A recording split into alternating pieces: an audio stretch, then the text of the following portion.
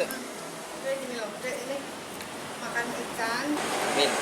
Enak ya? Oh. Rasanya gurih, kemudian Renyah enak, juga. renyah, ya, crunchy. Oh, gitu ya. Sebelumnya udah pernah makan keripik kulit ikan? Belum. Terus Baru tanggapannya pertama gimana? ini. Tanggapannya ternyata Enak. enak. Ternyata enak.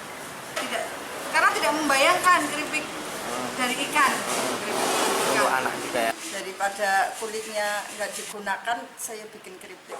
Gitu ya. Biar nggak amis pakai apa Bu itu Bu?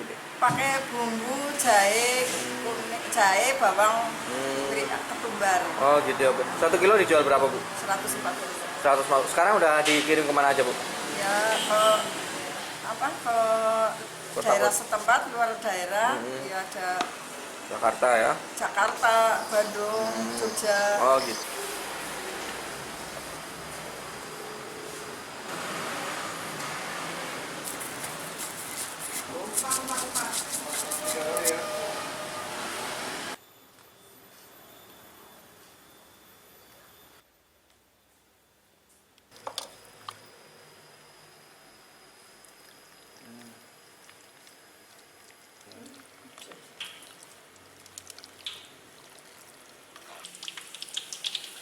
Paling dua lagi ya, ada.